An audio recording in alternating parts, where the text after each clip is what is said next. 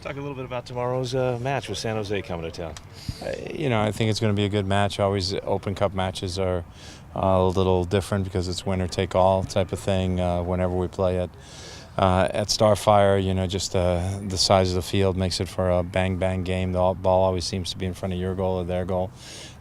Based upon the way the schedule is for MLS right now, I imagine they come with pretty much of a first team lineup, and we'll throw some of our guys back in tomorrow as well. Are you expecting it to be maybe more of a competitive match with an MLS side that you're facing? Well, it's always a competitive match no matter who we face, but it's definitely going to be a competitive match because for them, I think the Open Cup probably has taken on additional meaning because they haven't done as well in the MLS season as they would have liked. So for them, this is something that becomes important. It's they're on level ground here. They're not in first place or last place, and it's an opportunity to win a trophy. There's only two of them within our league structure: the Open Cup and MLS Cup. So, is there any advantage to the Saturday game that you have a competitive Tuesday game? After the break, do you like them kind of getting their competitive juices going after the break before league? I wouldn't have minded having a break and having no Open Cup games during this break, and we could have scheduled our own scrimmage, sort of to get ready again for DC, and we could have given our guys a little more time off and rolled into training a little easier maybe than we had to roll into it. So, but now it is what it is. It gives us our second game, so it means when we step on the field in DC, it's our third game. They're coming off a break and playing their first game on the weekend. So, that might help us a little bit because you're always a little rusty in your first game. You said that you're expecting more of a first team from San Jose for tomorrow. Does that affect the lineup that you will put out there? Yeah, well, we'll see exactly. We're checking on just health and injuries on some guys. And, again, we want to make sure our guys are ready for the second half of the season, so we're not going to take a chance on somebody in this game. Making sure that they're ready to go. But, there's some guys who are ready and were ready last week that we'll probably throw in the fray this week. Despite the ending yesterday, it's exciting to see a guy like DeAndre Yedlin shine on the national stage like he did yesterday. Yeah, it was fantastic. He came on and impacted the game.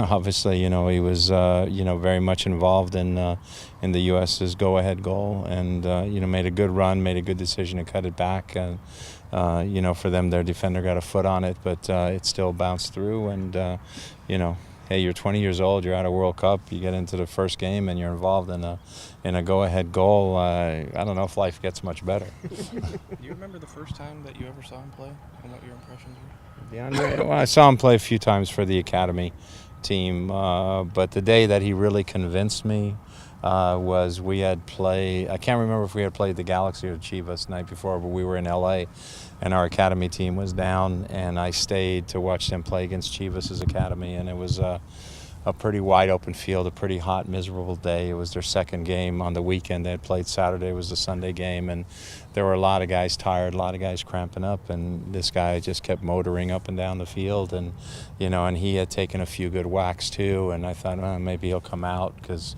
second game, and he didn't give in to any of that. He just kept plugging away and kept playing. I'm going like, gotta watch this guy. Nice seeing familiar face Freddie Montero out here tonight. Yeah, it was good. It was good for Freddie to stop by. I think, we were counting up. We said there's only like 5 guys left from when he was here. So, obviously there's been a personnel changeover. But, Freddie's a big part of the history of this club. And, it's always good to see him around. I know he still has Seattle ties for sure.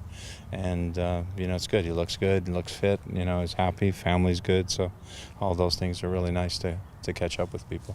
Obviously, you're focused on San Jose, but that matchup with Germany, it's very intriguing on Thursday for the U.S. Intriguing in what way?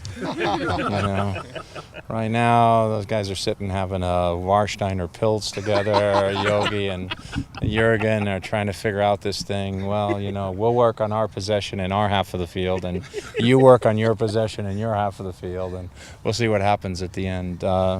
It's a little bit, they're still positioning, who you play as the first place team versus the second place team. For the U.S. to finish first, obviously they've got to win.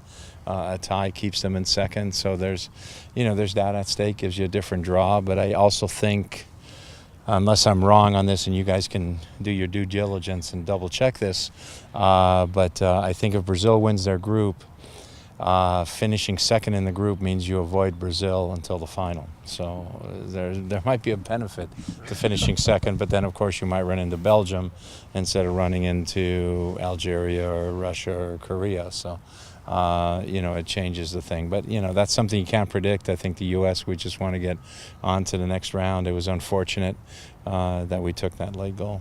And the beer name again, one more time for me there. Warsteiner. Warsteiner. I think they're the sponsor of the German national team. That's why I threw them out there. It's either them or Bitburger. I mean, it can only be one of those two. Not to date you, but do you remember the 1982 game between Germany and Austria?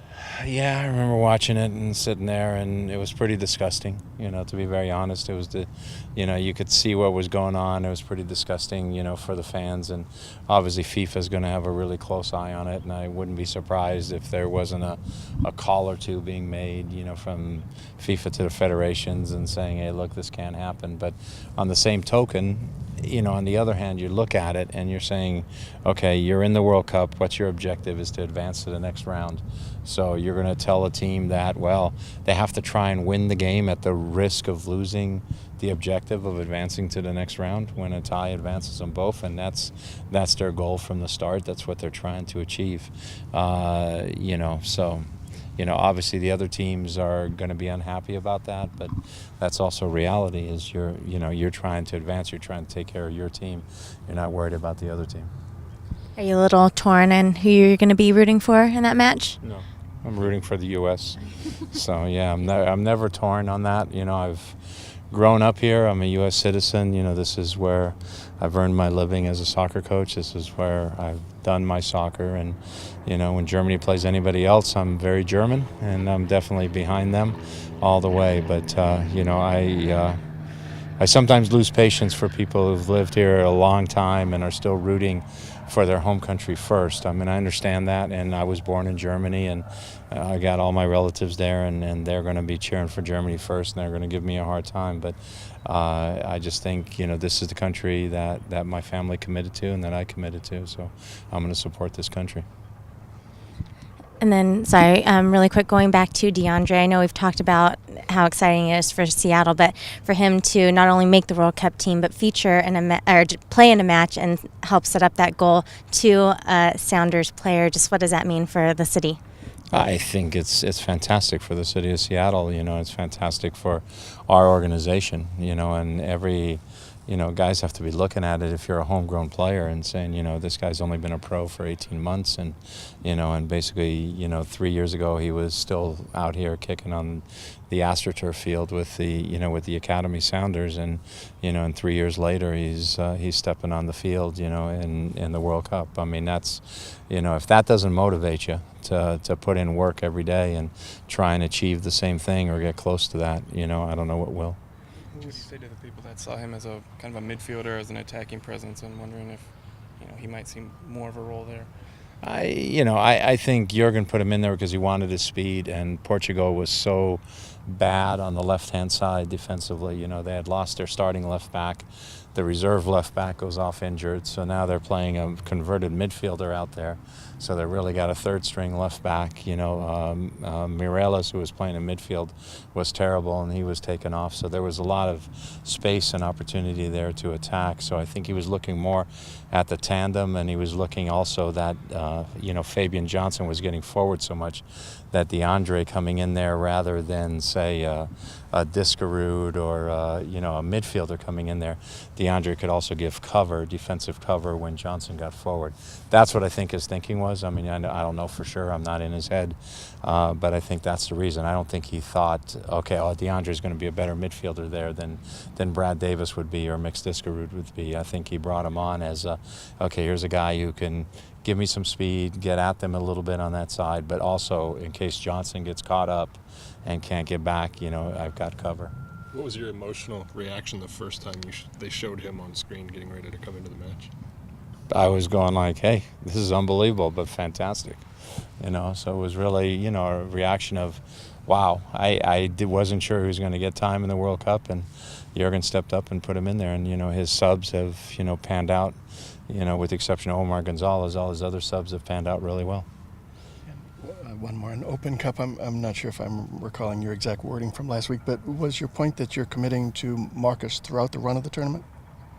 Marcus will be our goalkeeper tomorrow, yeah. And so we're, it's something that we've talked about, and, we win, he plays, he keeps playing. Thanks, Coach. Okay. All right.